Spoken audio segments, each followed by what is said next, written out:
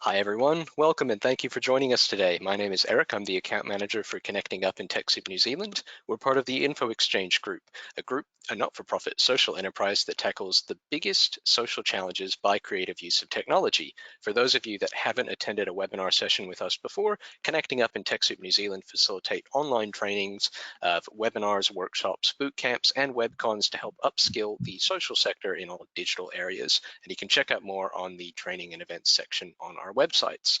Now, I'm really excited for you all to join us for today's webinar, which is how to ensure relationship fundraising is included in your core CRM requirements, which is being presented by Stephen Malley of Fundraising Force. Now, just a little bit of housekeeping here before we jump into things. All the lines are going to be muted, so if you've got any questions at all, go ahead and type that into your questions box, and I'll make sure that I read that out for Stephen when we do a Q&A throughout the webinar. If you've got any technical issues, again, don't hesitate, chuck that in the questions box as well, and I'll do my best to help troubleshoot that with you during the webinar session. Don't be shy. We do really love it when there's interactive webinars. There's no such thing as a silly question, so if anything crops up or comes to mind, go ahead, chuck it in the questions box, and we'll make sure that it gets seen.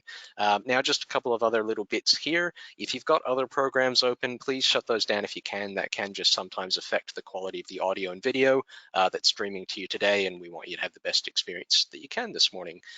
This webinar is being recorded as well, so you will get a copy of the recording and a copy of the slides as well. So if you want to go over any of that later, you will absolutely be able to. I should be sending out the recording typically within a business day or two, so you should get that from me either Friday or the following Monday. So just keep an eye out for that. Otherwise, we'll also be running a short survey for feedback at the end of the webinar. It'd only take about a minute or less for you to fill out. So if you could do that to share your feedback with us, that'd be really very much appreciated. Otherwise, that's it from me for now. So Stephen, I'll hand it over to you. Thanks. Good. Well, good morning or good afternoon, depending upon where you're located. I'm really happy to be with you. Eric just told us all to shut everything down besides this webinar. I've done that, but sometimes the internet doesn't exactly cooperate for me either. So Eric will text me if something becomes an issue with my internet. It does freeze from time to time, so fingers crossed that the internet gods are with us today. So by way of introduction, my background, as you can probably tell by my accent, is North American. I have been a fundraiser for 36 years now, mostly out of the US. I was a professional fundraiser in the healthcare space for medical centers, disease-specific organizations, and what have you in North America. And I moved here 14 years ago. I'm now an Australian citizen. I'm actually a dual citizen, but am very much an Australian citizen. I'm here to stay. And I started this company called Fundraising Force about 9 years ago. We provide fundraising strategy and implementation of that strategy. So that's one arm of our business. And the other arm of the business is very much operations. So technology, and implementation of CRMs, as well as searches of CRMs and other technology platforms.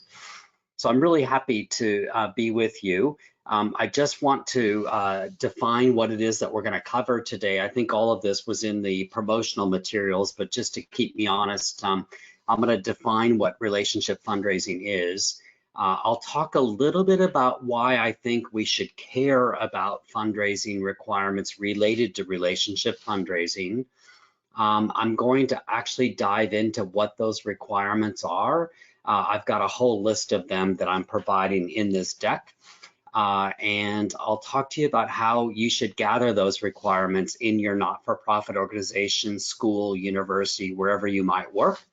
And I'm going to take questions, so do put those in the chat box, and we'll take those questions near the end of the webinar. I think I've allowed plenty of time for those. So I just want to start out again by thanking you. I know that there's a lot of competition in this webinar space, and so I'm grateful that you chose to attend today's webinar and all of those that Connecting Up do throughout the course of the year. This is a fantastic program to supplement professional development out there in the fundraising and not-for-profit space, and I'm grateful that you chose to spend this hour with us, and perhaps you've attended other webinars that I've done throughout the course of the year for Connecting Up. I also want to thank Connecting Up for inviting me to do this webinar and the series that I've done throughout the course of the year. It's hard to believe that this is the last one that I'll be doing for 2022, but I'm grateful for the opportunity. I want to start out with two polls.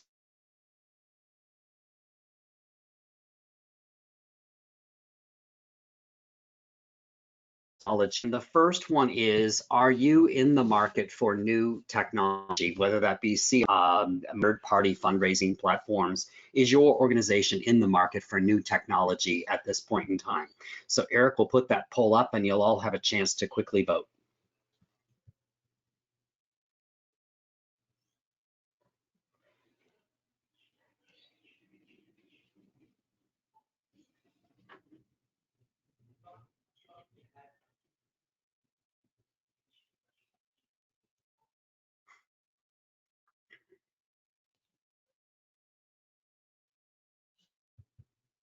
All right, I'm not sure if everybody's had a chance to cast their vote or not in this poll.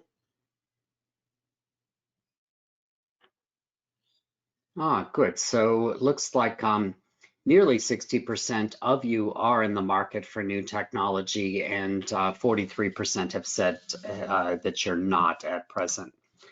All right, I'm going to go on to the next poll if that's okay. And the next poll is, does your organization fundraise in the major gift, bequest, trust, and foundation and corporate space?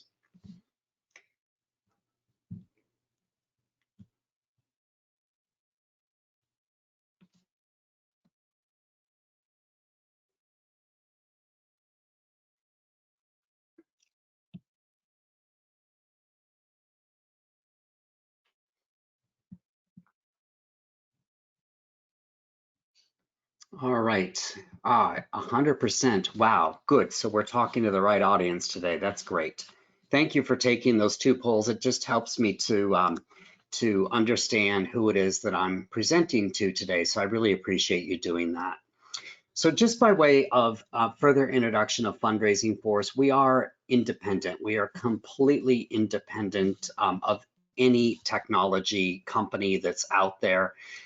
We don't endorse any technology. And the reason that we don't do that is that we feel very strongly that we should say to you, our potential customers or our customers, that we are completely and totally product agnostic. And we don't care which technology platform you use, just so you choose the best platform for your organization. And that's really what today's webinar is all about.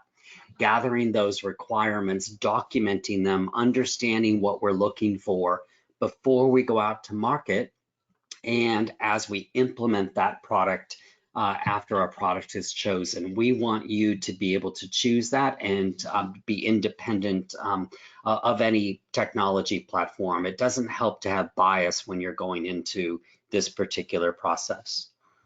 All right, so I said I wanted to define relationship fundraising. I'd like to do that now. So relationship fundraising includes major gifts. Now, what is a major gift? That's different for every organization represented here today. You can imagine that if I was still in Boston fundraising, Harvard University would consider a major gift to be $10 million or more.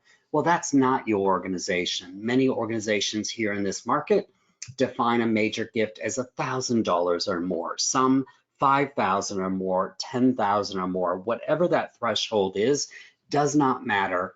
We define major gifts as relationship fundraising. That one-on-one relationship will help you to achieve those major gifts. The second is bequests or gifts and wills. In the US, in North America, and perhaps other markets, it's a lot more. They call it planned giving because it includes gifts of insurance, life insurance, charitable remainder trust, charitable lead trust. But here in this space, here in this market, it's mainly bequests or gifts and wills. And that is the last gift that somebody can leave your organization. And perhaps it might be the only gift that somebody would leave your organization. Again, it's that one-on-one relationship that helps to identify those gifts and wills. Certainly there are blue sky gifts and wills that we weren't involved in a relationship with the party. But for the most part, we want to generate a pipeline, and that is that one-on-one relationship fundraising.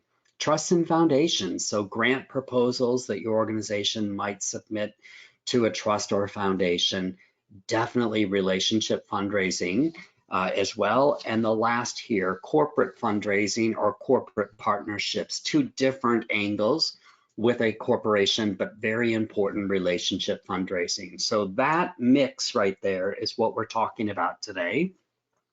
And again, I've got some requirements that most organizations want to ensure that their technology can handle later on in this presentation.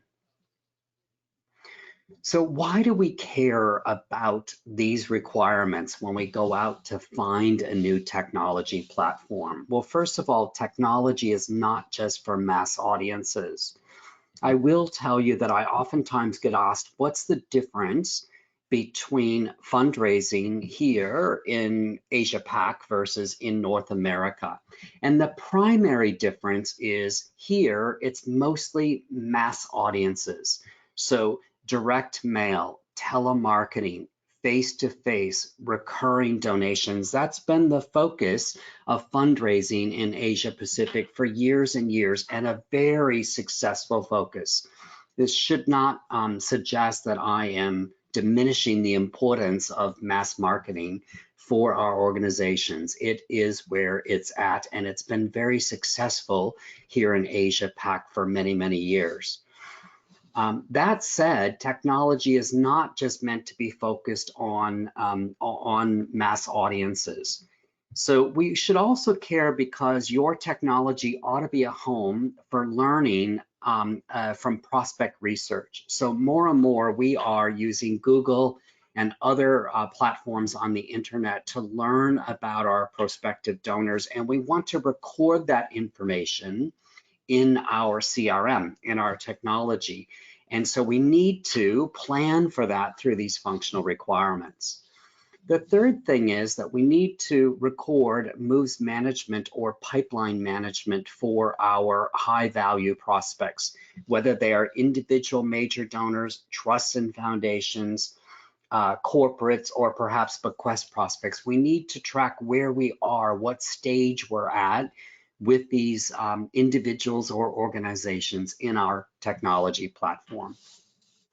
We also need to have a place for our stewardship to be delivered. So the way that we show our appreciation to our donors, we need to be able to deliver on that through our technology. And some of that is connecting outside tools and integrating that with your CRM. But nonetheless, we need to communicate those functional requirements in our search that we conduct for that new technology. Oftentimes, high value fundraising becomes a bit of a stepchild of requirements. And that is, as I said before, because we focus so much on the mass marketing requirements, we tend to not consider what must be in our functional requirements for high value fundraising. And also, many organizations out there are not yet mature in the high value space, and therefore they might not know what to put in their functional requirements. They're not thinking 5 years down the road, they're thinking about the now. And we need to think about 5 years down the road as we do these searches and as we implement this type of technology. More often than not, these requirements are forgotten.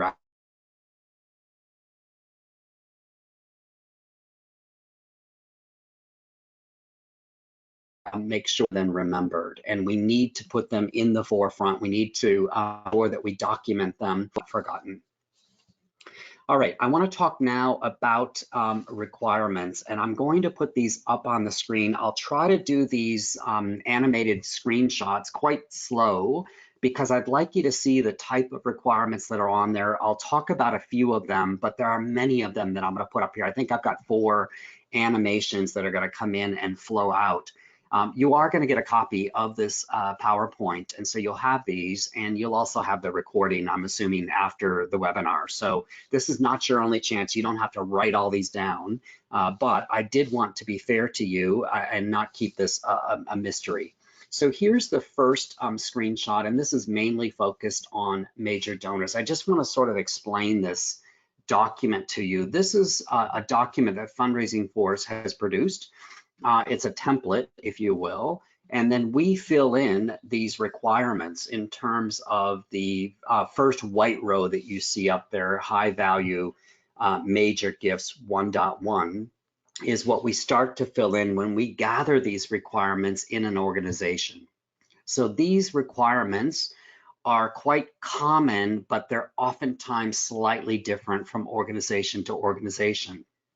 So the first one on there says that the CRM has to have a native ability to track a constituent's moves, management, and progress in individual prospect plans. That's the requirement, and then we say whether or not it's essential or perhaps just desired, and is it in a phase 1 or a phase 2. The supplier, when this goes out to market, then tells us whether that's a configuration item, a customization, or a third-party app that will meet that requirement, or they can't meet it at all. We don't want any tick marks in that last column. We want all the tick marks either in column E, configuration, maybe column F, customization, or column G, which is the third-party application. And all they do is put a tick mark in the appropriate response and return this back to us. And that gives us a picture of how these requirements are going to be met. Are they going to configure it? So it's existing functionality that they just have to configure. It's not a blank canvas, if you will.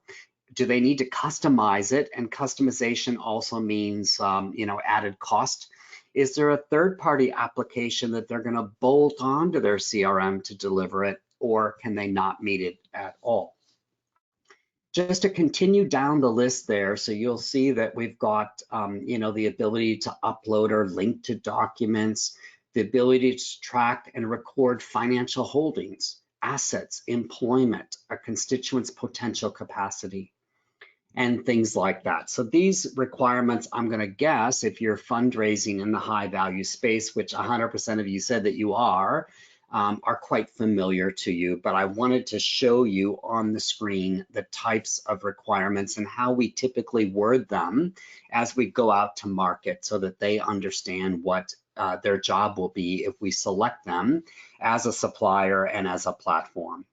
I'm going to continue on to the next screenshot, but again, you'll get a recording of this. So here's our next screenshot. Again, the major gift ones are on the top. It's a bit of a continuation. And then we start to get into bequest requirements. So just continuing on, typically an organization will use Outlook or Gmail, and we want to automatically integrate that. We want to track linkage, interest, and ability, and a bit of a scale for each one of those.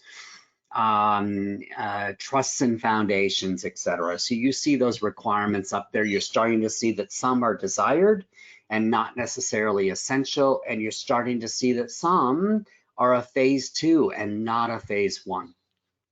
Then we get into the bequest requirements, and you'll see here that we've got some bequest stages that are different from major gift stages. So considering, intending, confirmed, open estate, closed estate, bequest move management dates. You see other requirements here that we've got that are slightly different from individual major gifts, and we'd expect that. I'm now going to scan and just advance to the next screenshot. Here's a continuation of bequests. We've got life cycle for estates from open to close, so deceased estates.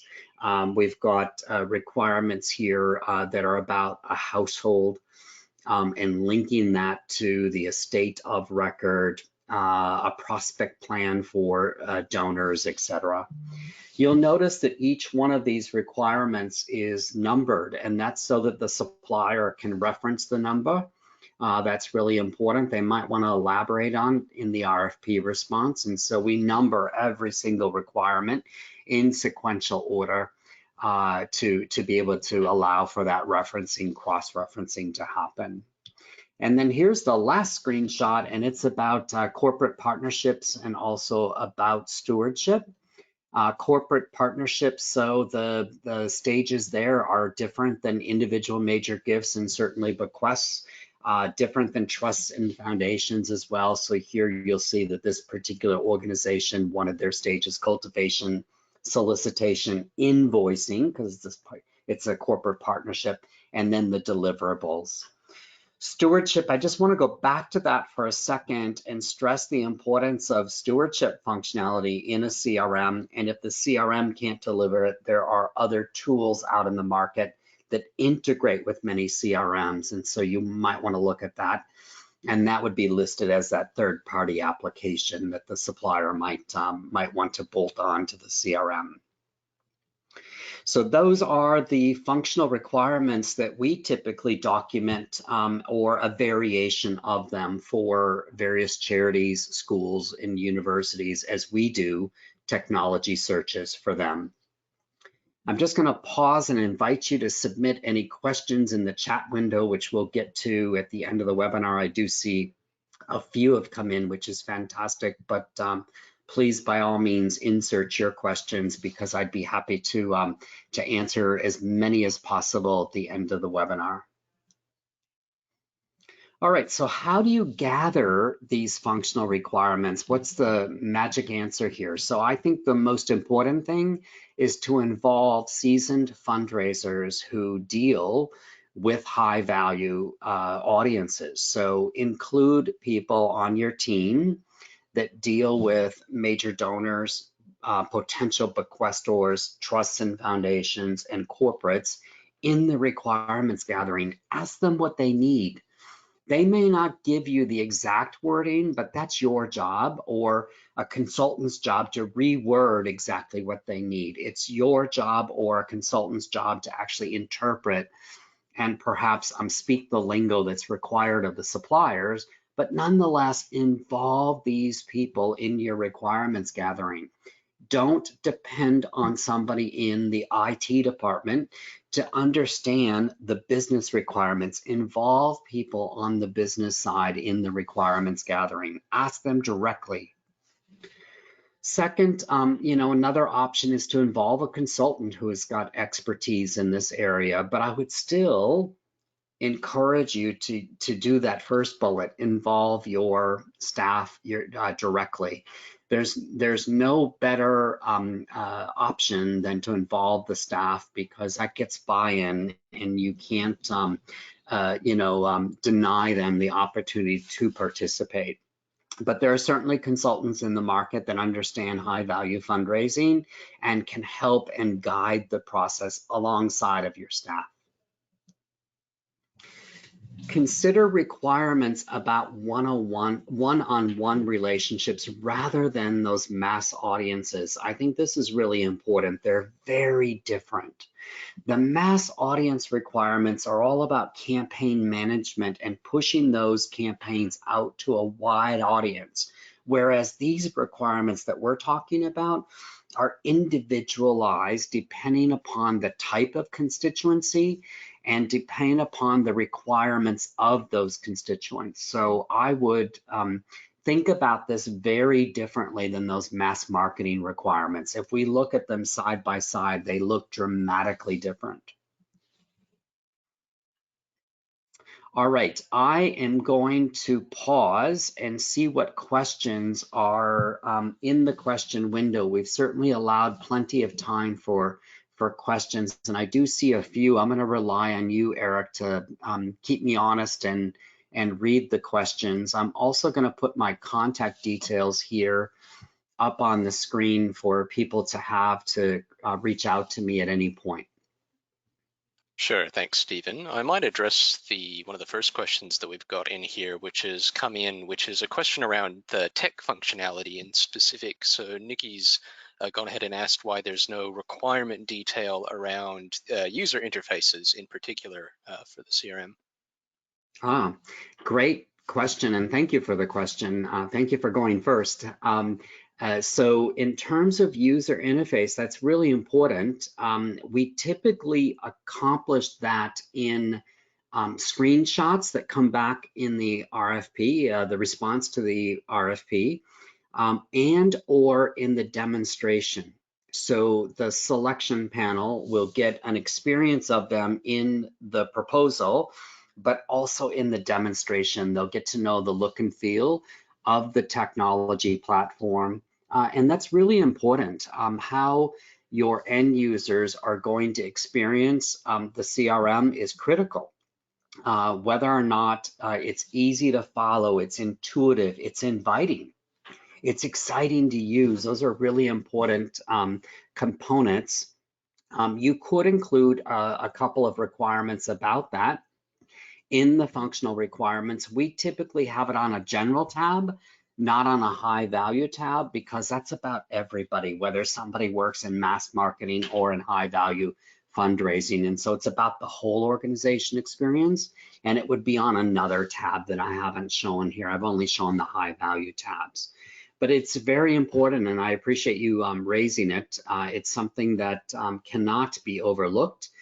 There are some platforms out there that are easier to use over others, and there are some platforms out there that are more inviting and engaging to use, and that's really important. So thank you for the question.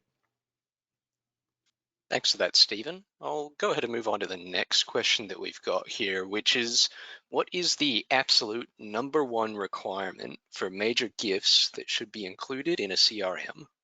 Hmm.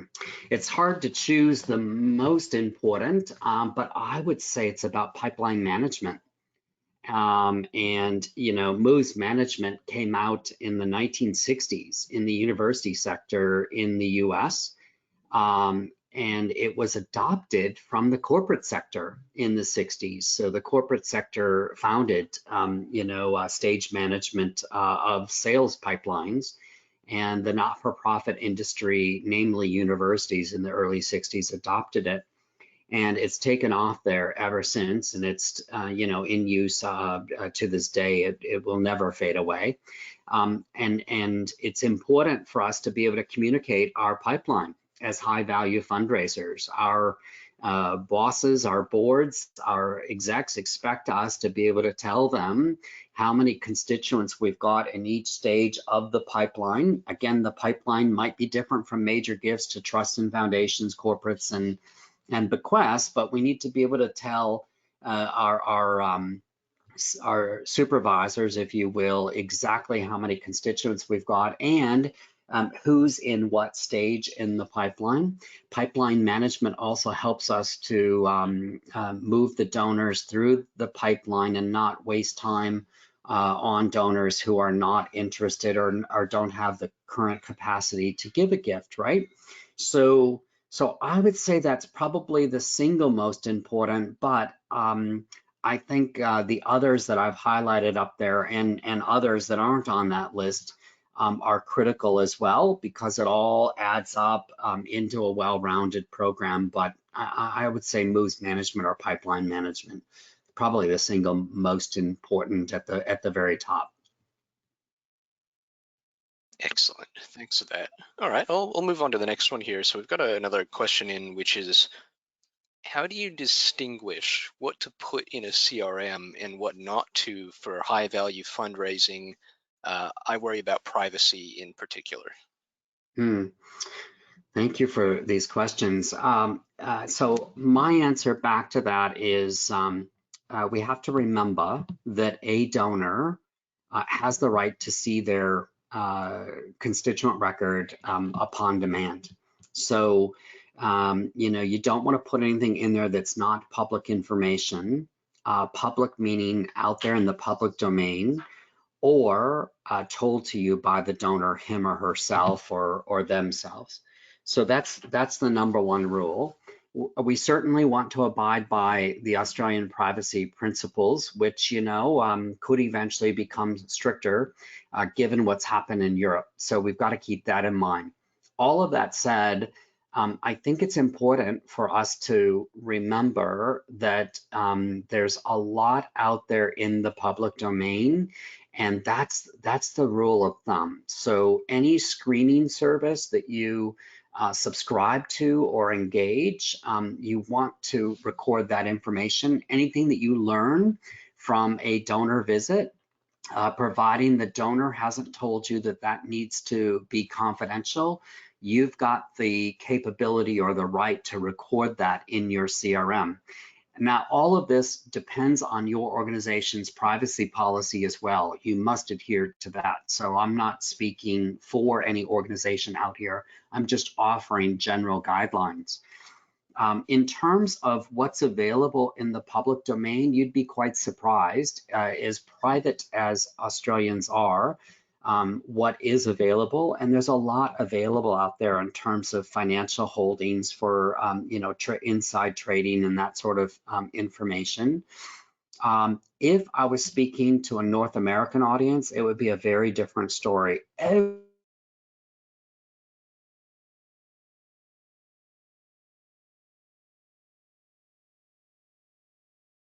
Citizens, three things out there in the public domain.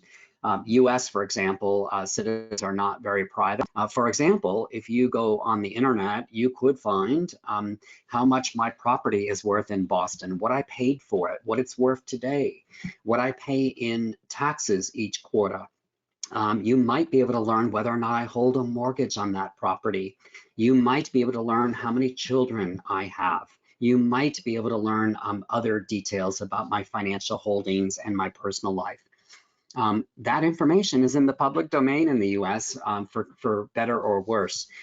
Here in Australia, it's far more restricted, and even within that, there's a lot available out there that we can learn through ethical searches that we conduct. I refer you back to your privacy policy within your organization and other privacy principles, etc. But there's a home for all of this information in your CRM.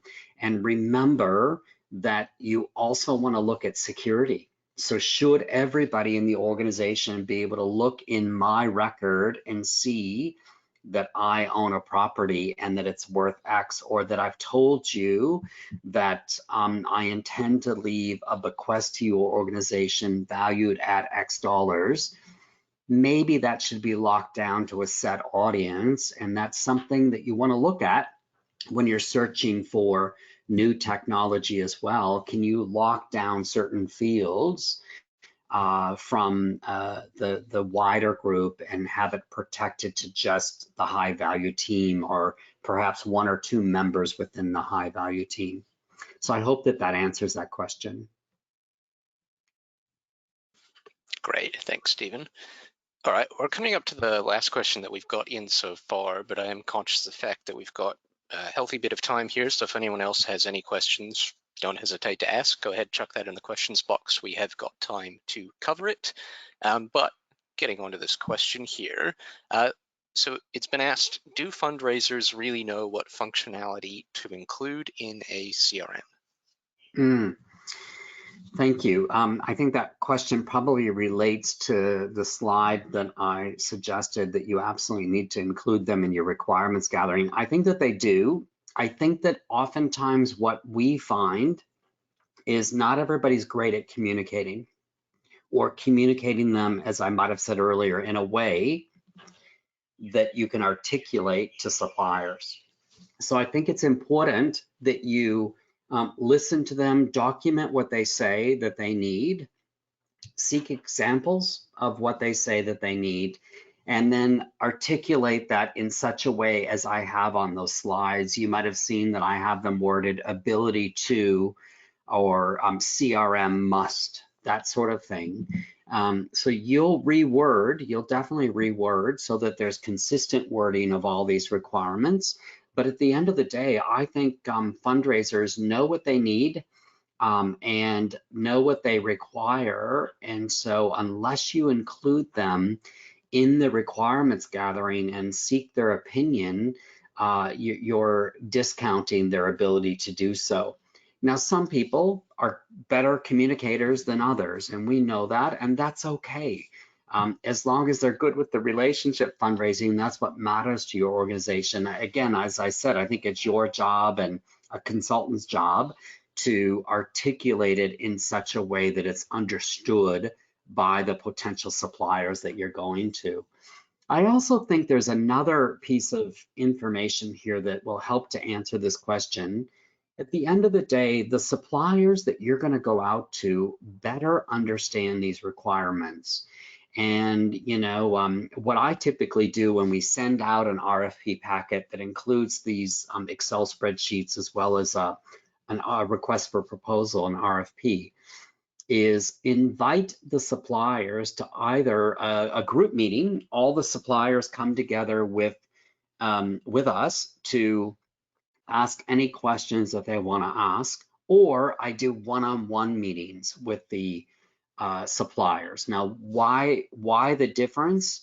A group meeting cuts down the amount of time that you've got to meet with these suppliers, right? It's all done in an hour or two in a group setting.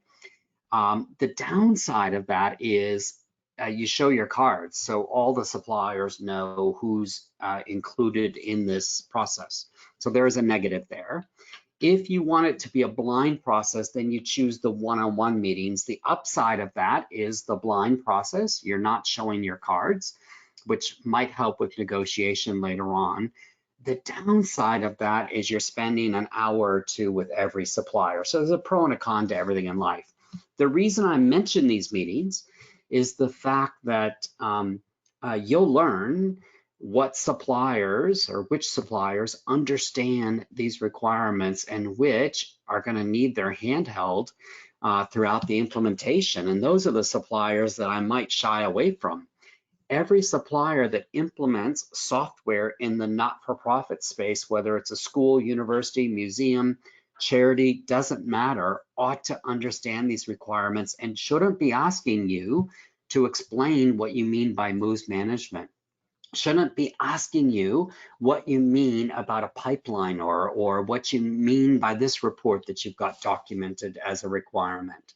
They shouldn't be asking you what a regular gift is versus a one-off gift. If they are, they don't have the expertise that you need right off from day dot one. So I hope that that long-winded answer puts faith in both the fundraisers and also offers you a bit of a tip in terms of the suppliers. Awesome. Thanks, Stephen. Well, we have got a bit of time here. So like I said, if anyone's got any questions, don't be shy. Go ahead, type it in the questions box. I'll make sure Stephen answers it. But I guess just to reiterate a couple of things here is just a little bit of housekeeping. As was mentioned at the start of the webinar, this whole session was recorded. So if you want to go back and watch this at any time, don't worry, you'll be able to. I'll be uploading the webinar likely tomorrow morning or Monday morning and sending that all out to you all along with a copy of the slide deck as well, like Stephen mentioned. You'll go ahead, you'll get a copy of that. So I know some of those slides earlier had quite a lot of fields to look over, but don't worry, you'll be able to see them all. I have got a copy of the slides already, so yes, that'll be going out, so don't fuss about that. But that is about it from my side of things here. Stephen, was there anything that you wanted to add here? Any other tips and tricks that you wanted to cover? Only to say thank you to everybody. And if you've got any questions that come to mind, tomorrow or a week from now or a year from now, reach out to me. Send me an email. That's probably the easiest, and I'll answer it the same day. You're welcome to also ring me or send me an SMS. I do answer all comms typically within the day that it's sent, and I'm happy to hear from you. So if anything comes up after the fact, or you were perhaps too shy to ask a question during the webinar, just reach out to me. I'm happy to be available to answer anything or to be of assistance. Great, thanks for that, Stephen. Well, thanks, Stephen, for presenting, and thank you, everyone, for coming along today.